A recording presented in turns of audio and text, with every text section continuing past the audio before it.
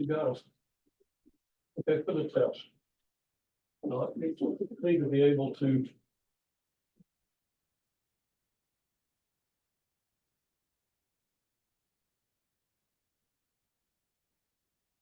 Okay.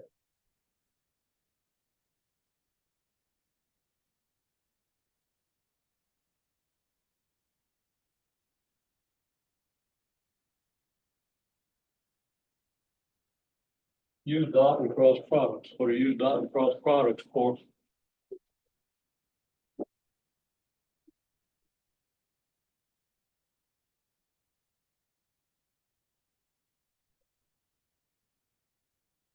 Typically project B on W.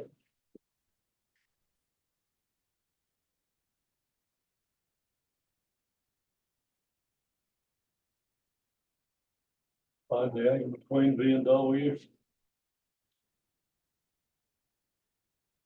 And that's angle, right? Should be angle. Less than fine.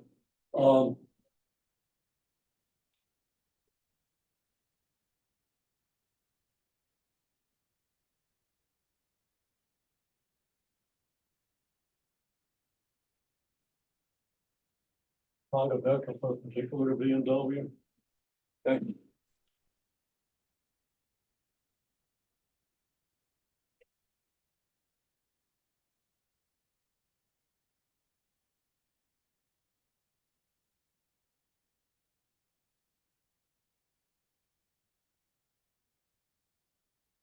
Find a unit vector in the direction of a given vector.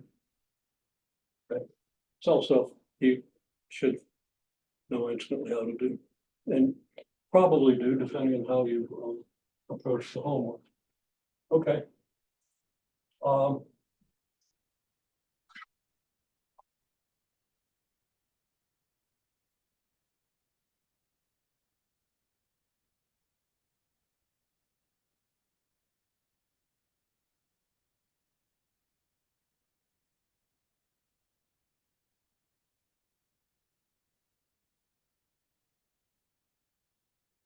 Given a point in a vector by the equation of the line through that point parallel to the vector.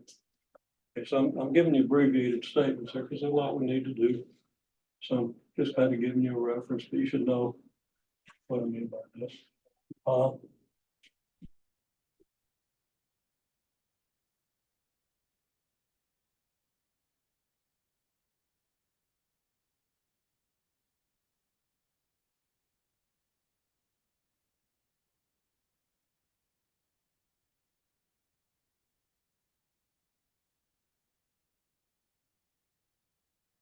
Parameterize given line or ellipsoid or hyperbola and so on. And then, hyperbola is just one example of something that you probably won't have to parameterize, but you should be able to. Okay, whatever curve. And a curve in space, so you have freedom of you should be able to do that. Certainly for basic shapes and for just about anything. Okay.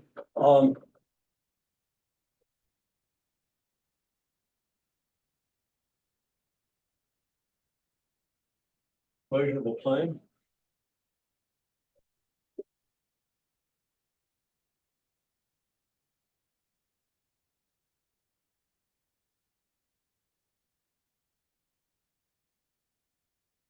Given a point in the normal vector.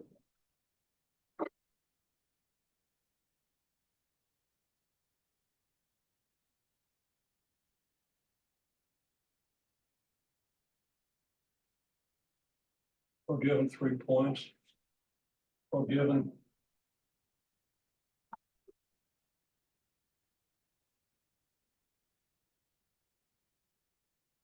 two vectors at a point.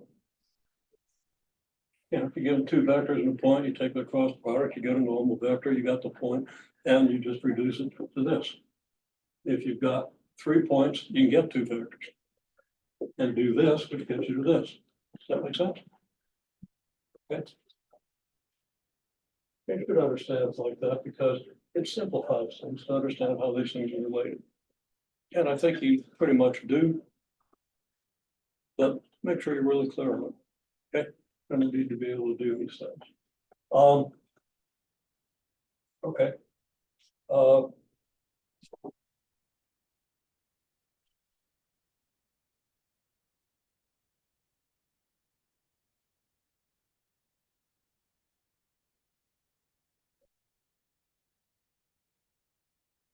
graph level curves of a function f of x, y. Um,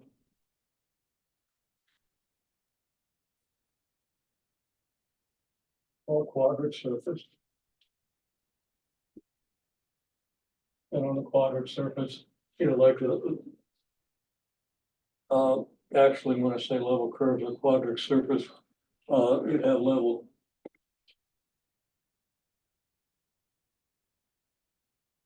Now, I'll leave it to that, okay? Level curves of quadrant surface, especially in the coordinate plane. Let's equal 0, see what your intersection is, give you an idea of what's going on.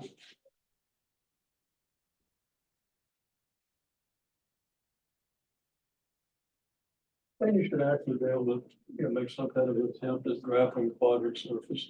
Of course, you should be able to tell me what a quadrant surface is, okay? Preferably with the right words.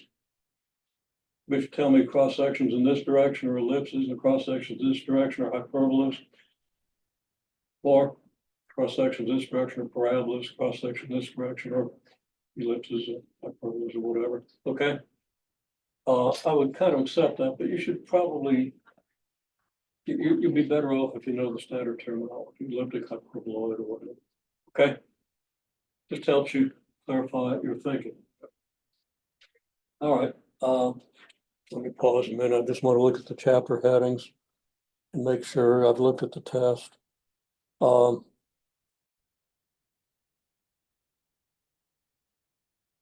what do you do for cylindrical, spherical, even polar coordinates?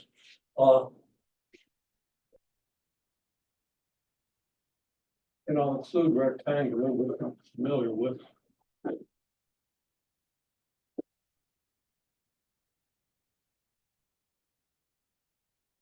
Or one to the other, right? No, how the conversions go.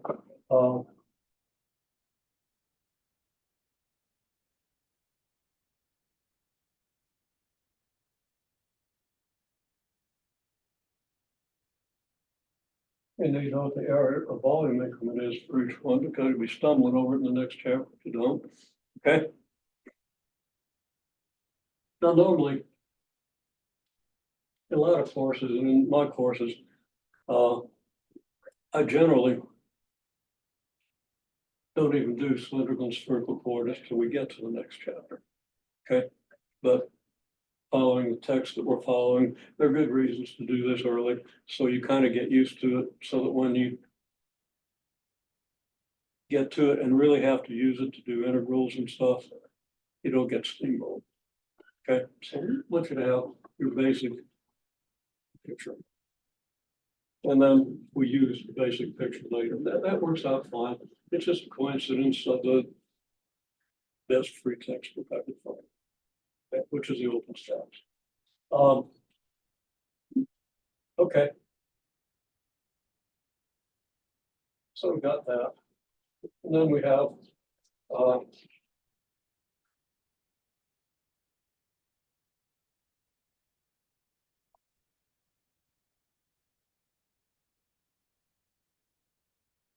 curves in motion in space.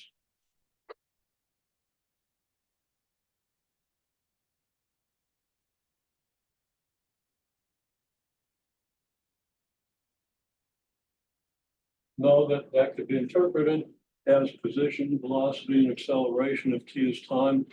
Otherwise, it's rate of change with respect to parameter, okay?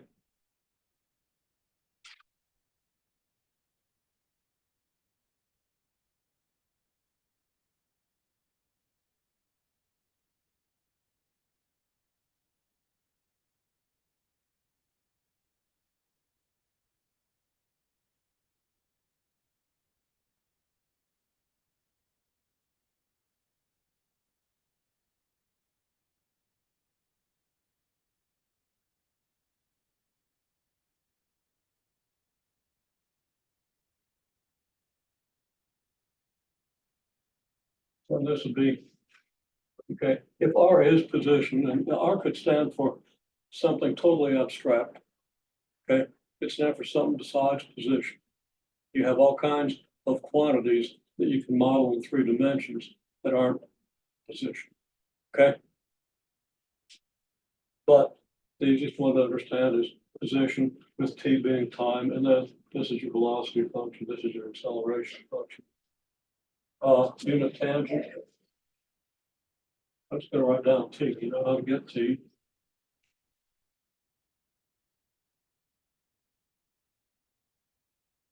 Unit tangent, unit normal, binormal. Okay. And you have binormals, t cross m. Simple enough. Okay. Or you could do r double prime cross r and then divide by the magnitude. There are all kinds of ways to express these relationships, and you should understand how they're related. So I think you have a formula in terms of r prime and r double prime, the binormal, you might. Okay. You have curvature.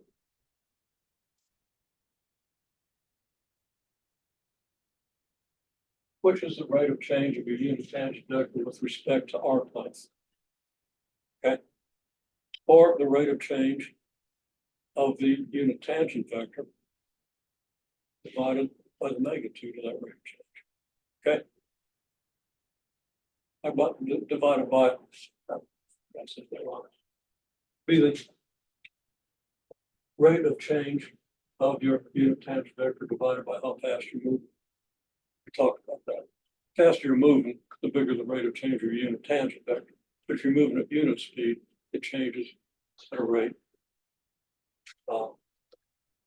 that indicates the curvature of your path. Okay.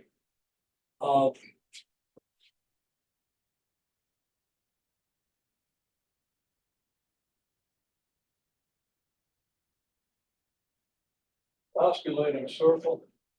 You should at least be able to find the radius of the oscillating circle, which is a reciprocal of the curvature. Okay. And then it would be perfectly legitimate for me to ask you for the equation of the oscillating circle.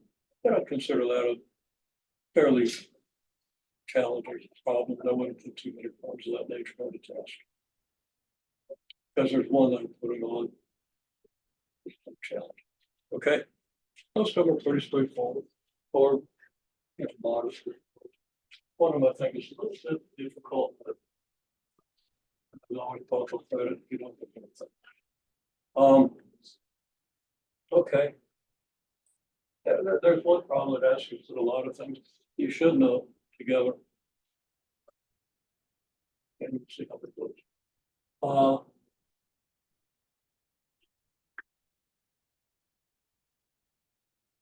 And then we have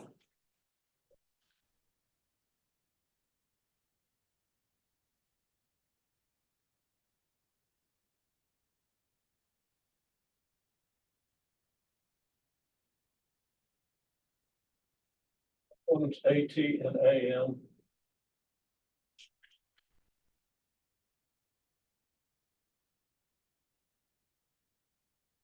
By projection. Talked a lot about that.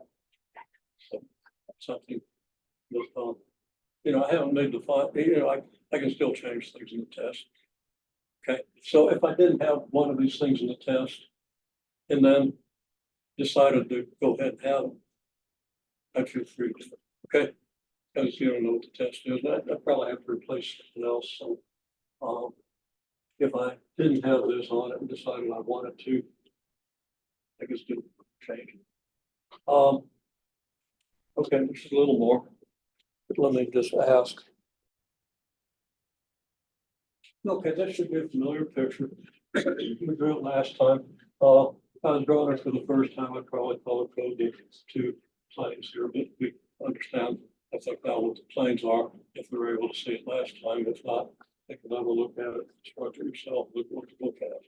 Okay. Then we have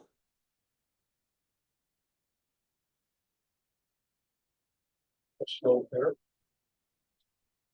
in this plane. That's what another too many of these lines. And a slope here. And this one.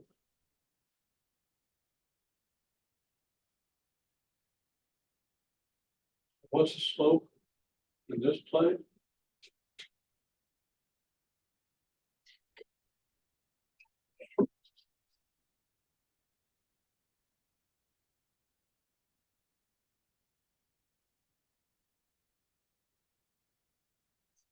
It's the partial depth with respect to x at the point x naught y naught. Now, we don't plug the coordinates of the point in and then take the partial derivative, because we plug the coordinates of the point in, we just get a number, and the partial, any derivative would be zero. Okay, we do the partial of that with respect to x. Okay, of f of x y with respect to x, then we plug the points in, right? So that should be obvious. I remember making that mistake one time. I said, boy, that makes no sense.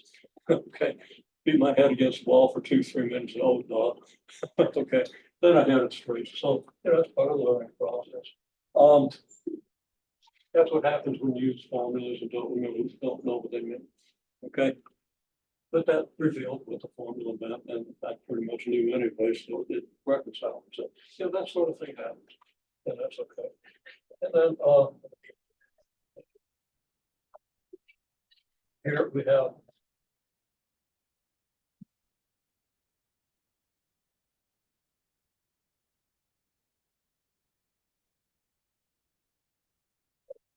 into y at x naught y naught.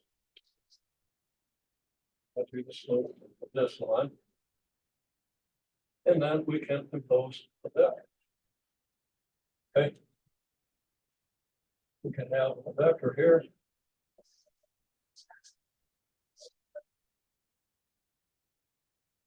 Which is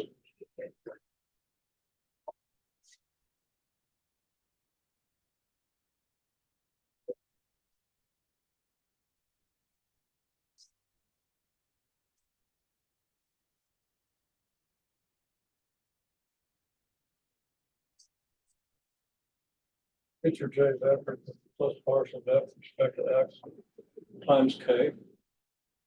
Implicitly evaluated at x naught y naught, because everything is evaluated at this point. And then we have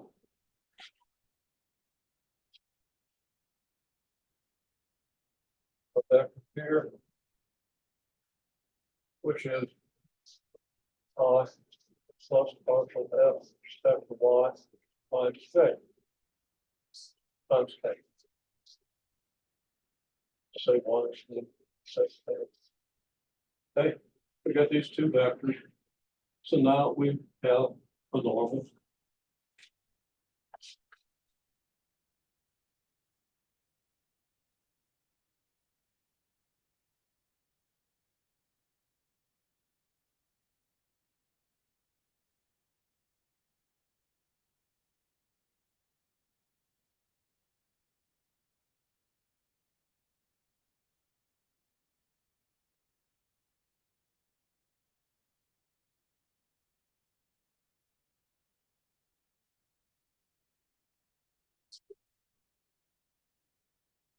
And that equals what it equals, which is going to be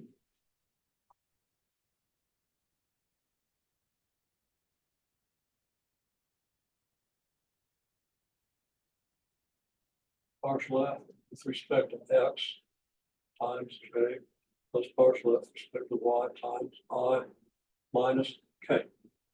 Okay, and you can work that out. I think I said it, but we did it last time. It's simple enough. And from that, you can get the equation with the tangent plane.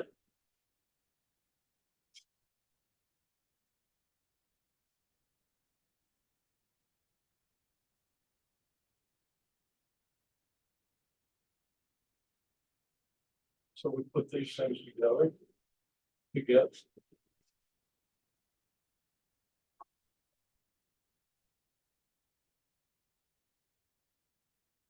pretty small, but should be obvious. You get this, you get the equation of the tangent plane, which approximates the function in the near vicinity of the point. just as a differential approximates the value of a function of one variable f of x, y. You know, we need to understand, first of all,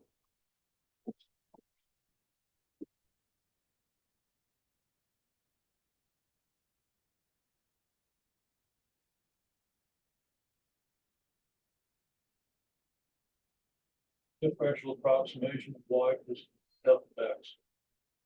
Okay. You got dy or df equals f prime of x dx. And all you're saying is you're on a straight line through that point with a slope of f prime. Okay. And that the change in f or the change in y is just the slope times the change in x, which is obvious from a simple try.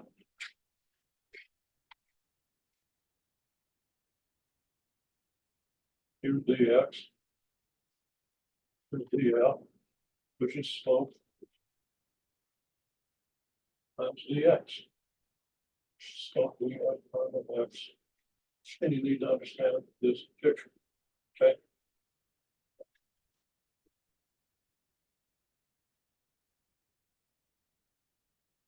And this allows you to predict the value of a function. If you know its value here, you approximate how much it changes if you move some distance dx in the x direction. And just multiply that by the slope, which is a rate of change of this function, and you should understand exactly what that means. Okay. So yeah, that's real important, and people don't come out of first year calculus understanding this stuff. And I'm still a little mystified as to why. Okay. And it's probably because maybe it should just be tested more or whatever. No reflection of your calculus class, I know really hear them. So if you don't know it, make sure that you figure it out. Because you're not going to understand this approximation and this differential. Okay. Now I want to just pause for a second. I'm going to try to confuse the camera. It's going to focus on that, and that's going to get out of it. Okay, so I've got this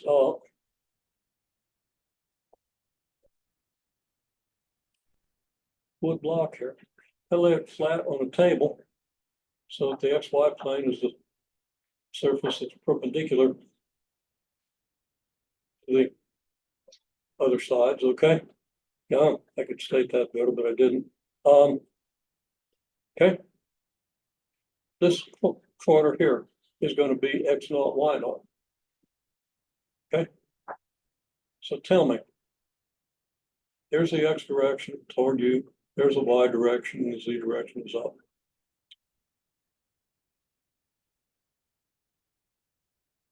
Is the partial derivative of F with respect to Y at this point positive, negative, or zero? Just give me positive, negative, or zero.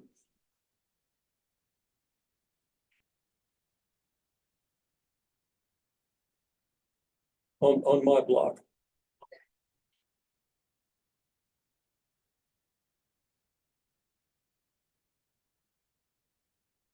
Okay, let's see. Partial derivative with respect to Y goes in this direction. And if I cut this with a plane, would be this plane, right there's the surface of the plane. The slope of that thing positive or negative. That's your partial derivative with respect to F, Y. Okay. Now, if you want the partial derivative with respect to X, well, you can't really see it from there very well. So I kind of have to turn it. So now here's your point, and your X direction is this way, right? Now at this point, what's your partial derivative with respect to X? Positive, negative, or zero? Okay, well, it looks like the thing is kind of sloped downward at this point. Now the average between here and here might be pretty close to zero, but at this point, it's pretty clear that it's this way.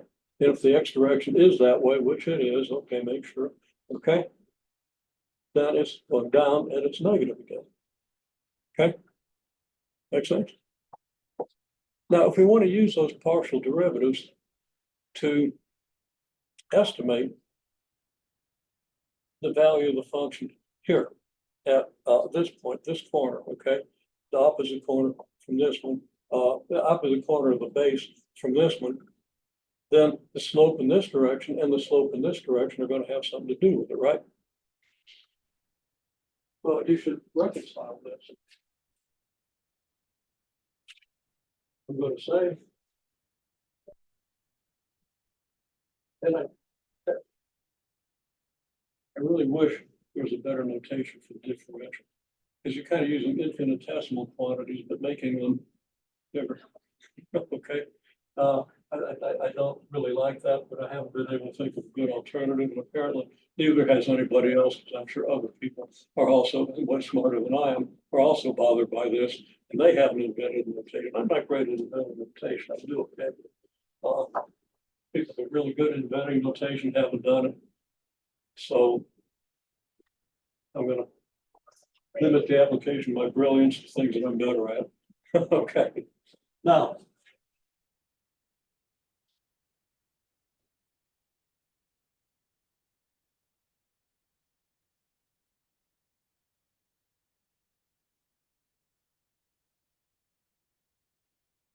Right there's my differential.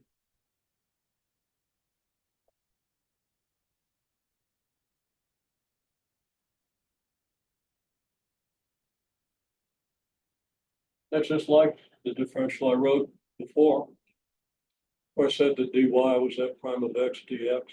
That was just with one variable, so I didn't have to use a subscript like fx or fy for partial derivative, okay? But fx and fy are just like derivatives in the x direction and in the y direction. So which side of this do I have? It was this one, okay? So here's my x naught, y naught. Here's my f of x naught, y naught. It's this distance from here to here, right?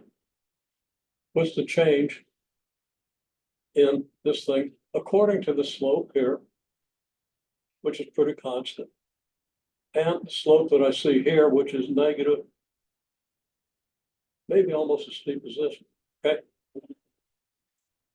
Let's say that my dy is, well, it's going to be this distance from here to here. Okay, let's say that is 2. Okay. Then what do you estimate fy dy is?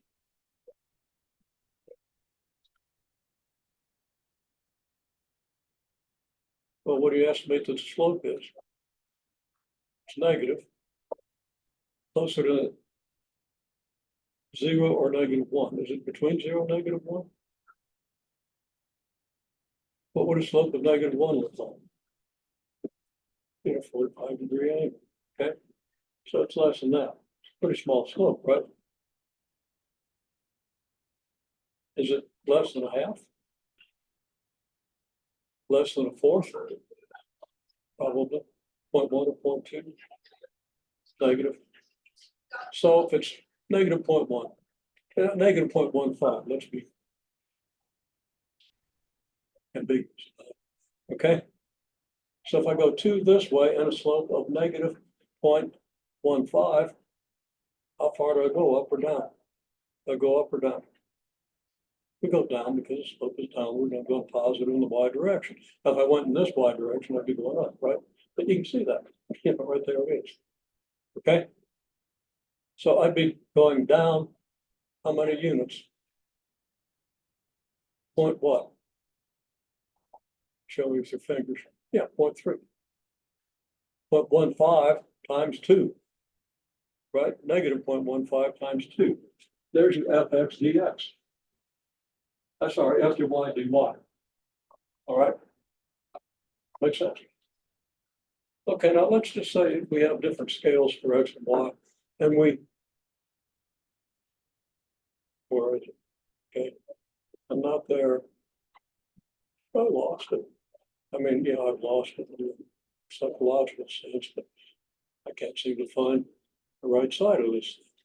I guess that's it. Okay, that's it. Didn't look right. There's courage. Okay. best curvature I could get with a radial arm saw without cutting my hand off. Yeah, yeah, fingertips were optional, but didn't want the whole hand to go. Then I managed to do it without losing many fingertips. Okay, so I'm gonna now try to find the change in X now from here to here. Now X has gone in the negative direction here, right? So if I turn it around to look, here's the X direction. Okay, now, so we can see it. And here's my slope. Okay, my slope is a little bit downward, but we call that negative 0.1. Okay.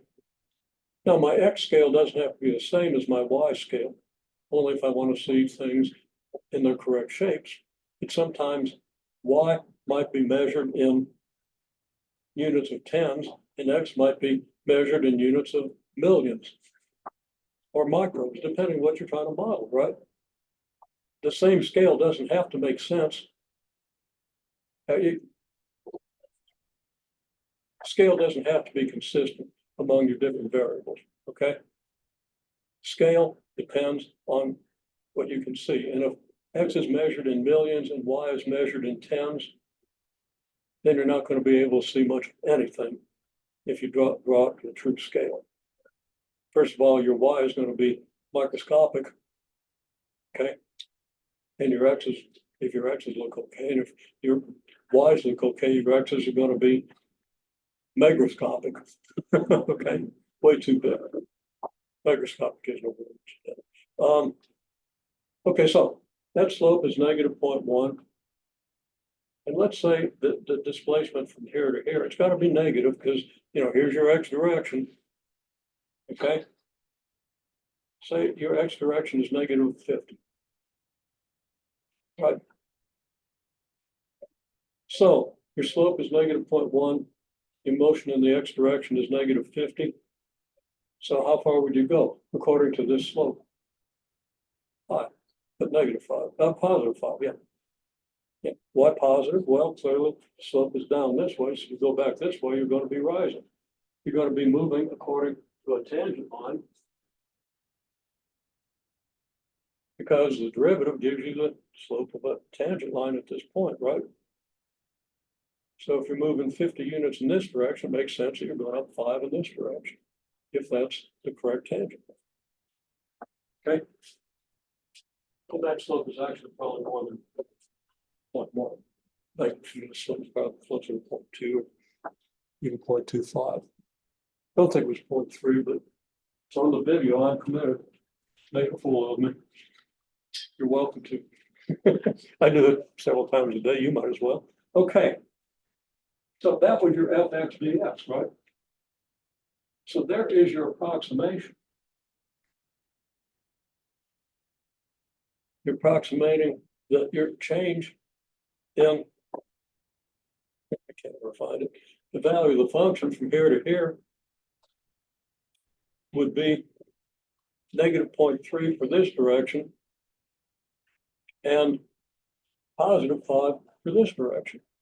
Now that doesn't match up well with what goes on this side because your derivatives are changing. You can see on this side that, you know, your derivative is one thing here, but it's different here. It's almost level here, where it's kind of steep here, right?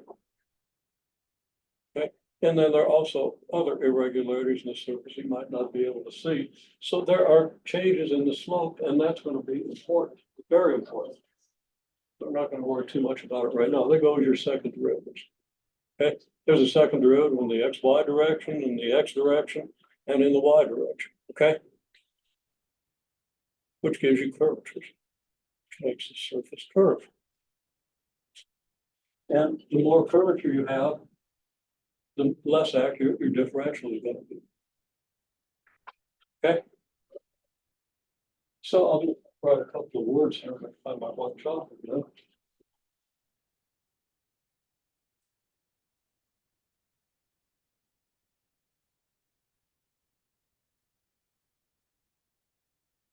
This is a good approximation.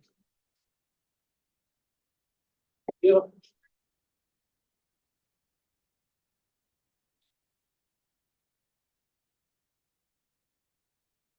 X and Fy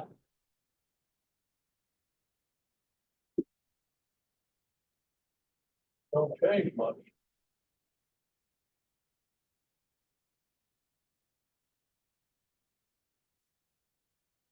Don't change at all.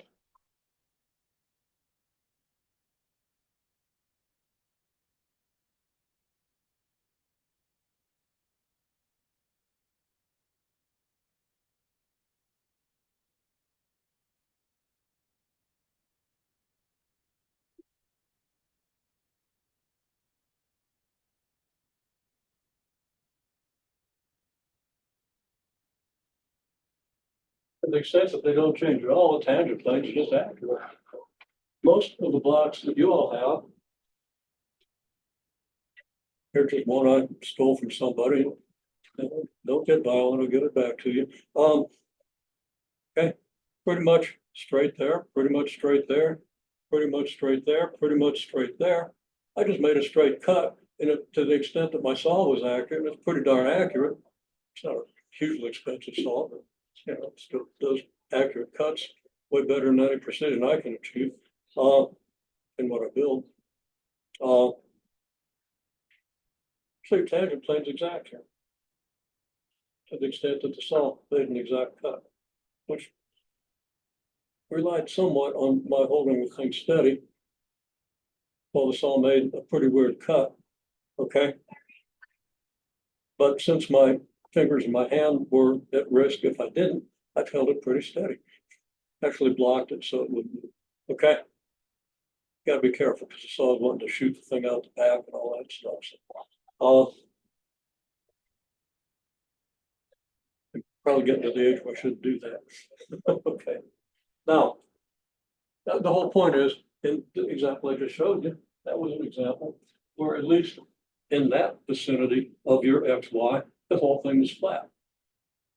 Of course, if your derivatives are all, and higher derivatives are all smooth and continuous and all that stuff, that is going to be the case if you get close enough, if your dx and dy are small enough, you get really good approximations. They can prove that with algebraic expressions. You see that in your text, but that's the concept. Okay, so right there's a formula for differential. The accuracy of differential is limited by how big dx and dy are, and in fact, by how much fx and fy actually change over that, within that region, okay? Within a dx by dy region with x naught, y naught at one point, okay? Okay. So I think that concept should be useful to you if you understand it and approach these problems from that perspective.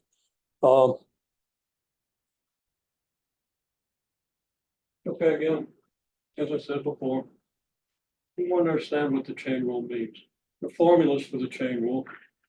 And to understand the formulas, the easiest thing is to understand what they mean, what they're saying. Okay. And I'm not sure that when you see it presented by a mathematician, and I'm much more mathematician than physicist, okay? I would actually call myself a mathematician. I wouldn't call myself a physicist. Graduate work on mathematics. But I've applied it to a lot of physics too, so I know some stuff. Not that much. So you tend to see a lot of symbols. You don't tend to see a lot of concepts, although your text does a pretty good job of relating concepts to symbols. Okay. I just want to focus on the concept. Then the symbols fall right out. They fall right into your hands. You just do a little manipulation of the type you've already done. Okay. So chain rule, the idea is, well, let's just talk about the idea in terms of some symbols. You know, f prime of g of x equals g prime of x times f prime of g of x. Do you know why? That's just a rule you follow, typically, unless you really delve into what they mean. Okay? People who are going to be mathematicians will delve into the meanings of these things. You try to understand the meanings. Okay?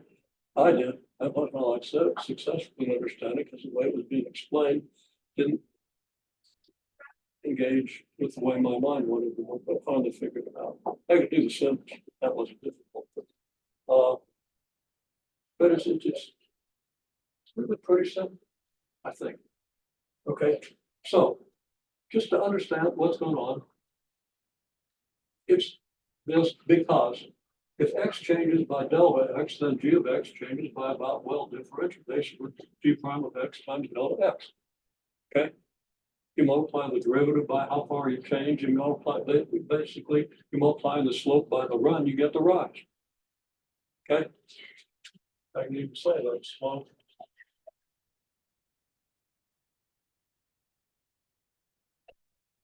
Run equals rise. That's basically pretty easy to reconcile that. Okay.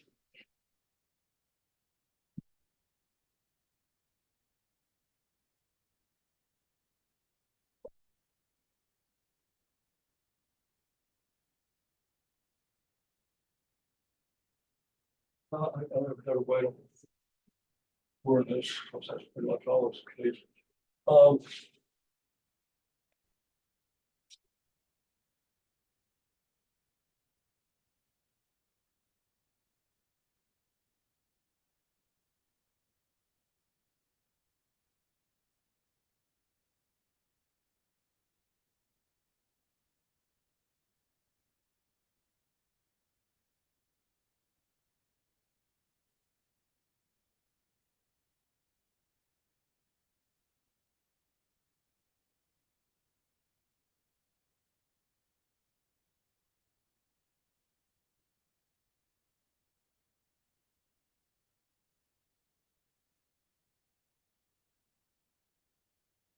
Say the change in f is therefore driven by this much change.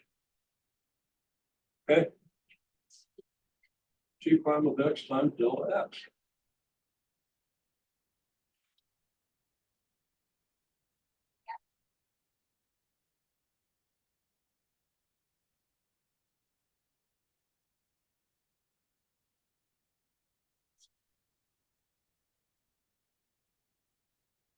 So the change in f is about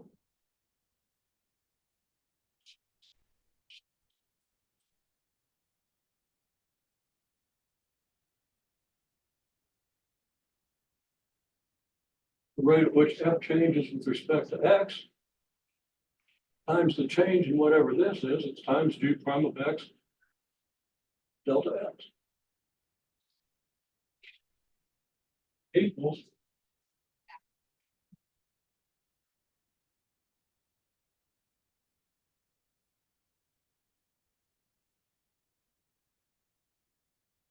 g prime of x times f prime of x delta x. Hence this. Okay, and the idea is that, okay, f changes by itself. Let's say f changes at a rate of 0.2 with respect to x. And g changes at rate 3 with respect to x. Now, if x changes by 0.1, g is going to change by 3 times 1.3, which is 0.3. And if I could write this out, probably should be a little short on time. So it all multiplies. Now, you think through that, you'll understand the chain rule better. And when I say now, this thing drives the change in f, and this thing also drives the change in f, you maybe have some idea what I'm talking about. I'm going to say it now for function of 2 variables. And if I can say it for 2 variables, I can say it for 30 variables. It's no different. Your differential for a 30 variable function is just f. Say your variables are x1, x2, x3, and so forth. fx1, delta x1, fx2, delta x2. You just add them all up. Okay. All 30 of them are all 2 million of them, whatever it is. All right. So I don't need to worry about having a lot of water. I have time to fill that in. So now,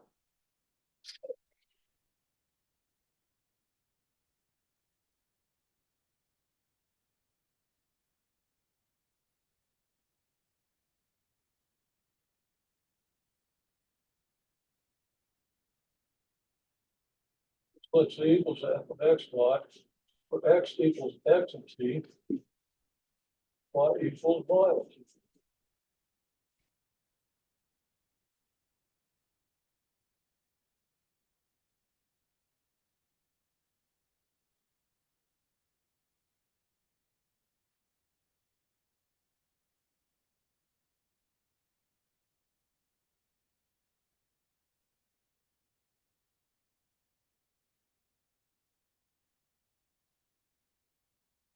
Change in z is driven by the changes in x and in y.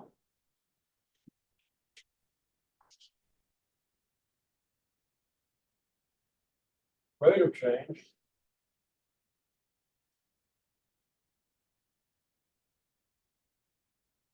of x with respect to x and delta x, it's just the differential that we already saw. Okay, everything that we demonstrated with the blocks and the hand waving and all that stuff. So there's our change in c.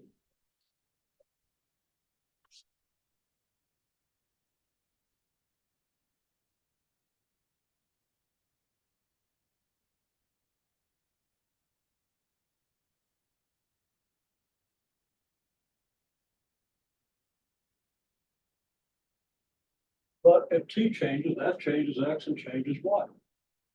Okay.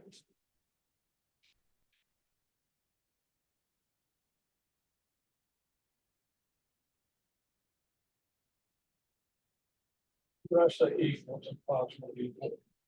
Okay. Delta x is approximately x prime of t delta t. Delta y is approximately y prime of t delta t. So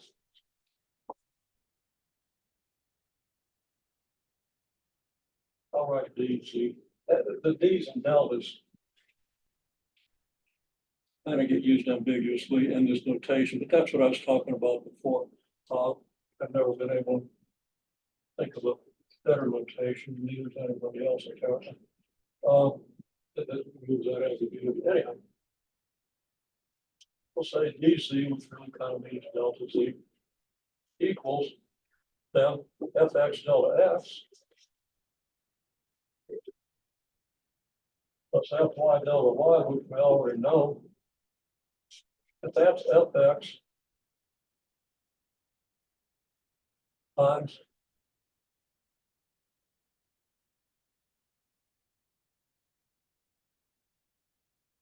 at this point, I'm going to change my notation. Straightforward change. I'm going to say partial L with respect to x. That's just what fx means.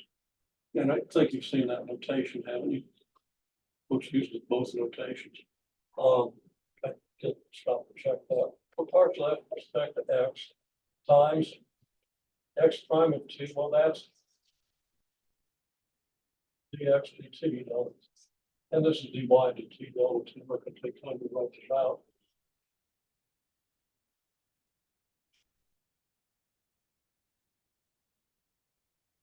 And instead of delta t, I'll write dt.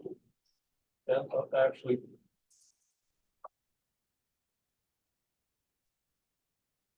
differential notation uses a dx with dy here.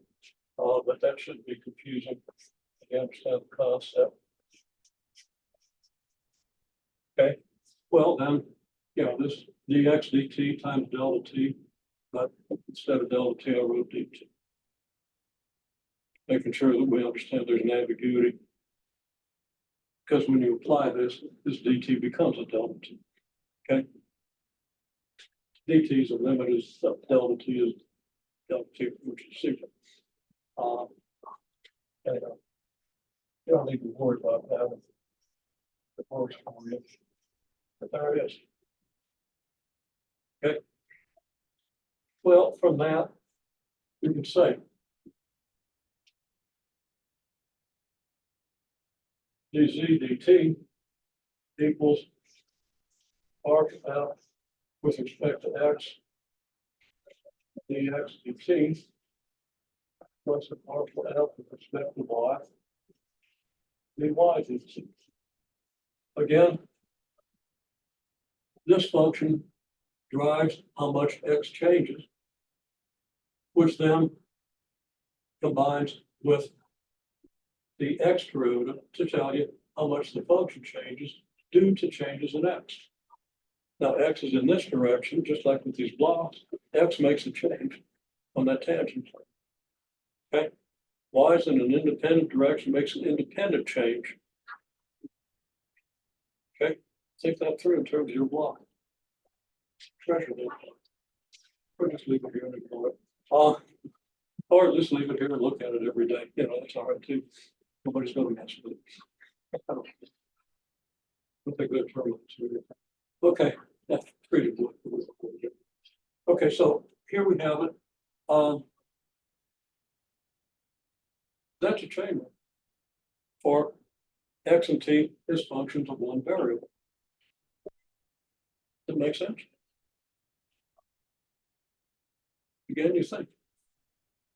Because of changes in t, x changes, and because of the changes in f changes. And independently, because of t, y changes, which causes f to change according to derivative with respect to y. Well, there's another one. Now, this is a dz dt, not a partial. Okay, it's a derivative, not a partial, because ultimately z is a function of just t. You'll have problems that say, okay, here are your functions. Now, use a chain rule and find the derivative. Then just plug in this expression and this expression for x and y, get what f is a function of just t, and take its derivative and see that you get the same thing. You'll understand it when you get to it. If you didn't understand what I said, what you said. Okay, now.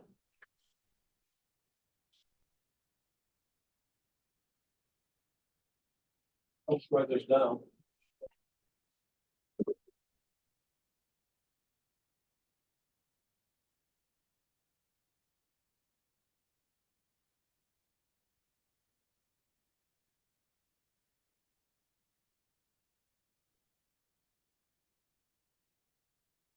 We have this.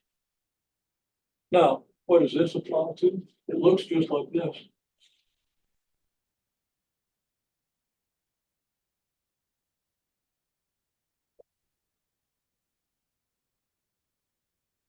It applies to z equals f x y, and x equals some function f of u and v. Two variables in 5x. Okay. So you have a partial of z with respect to u.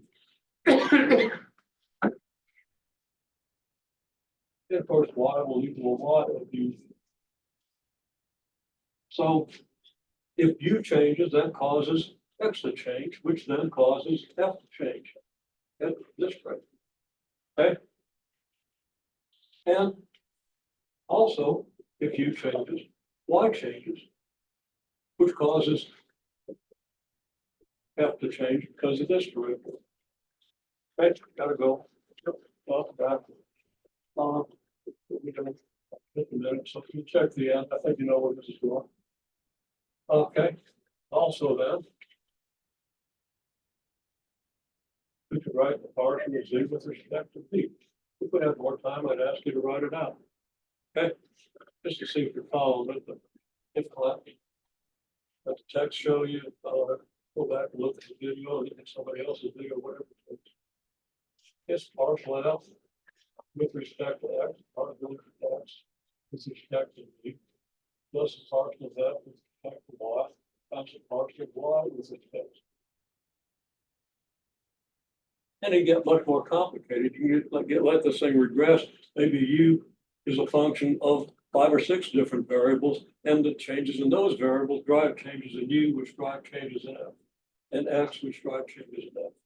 Okay, and drive changes in y. And so if you understand it conceptually this way, it's a lot easier to write these out than it is just to imitate the form. Although the form isn't that hard to imitate if you practice it. Okay. So yeah, options when you learn it. I say, if you understand what I'm telling you, it's really easy to write out all the changes. Okay. If you don't, It's not all that hard to remember the formula. And they actually do tree diagrams and stuff like that in the text. And they make sense, but especially if you understand what I'm telling you here, they make much more sense. So it's worth trying to understand, because you want to maintain the whole idea of chain rules. It's very important. There are lots of things in engineering and in life and business and finance where one thing drives, two or three things drive something, and two or three more things drive each of those things.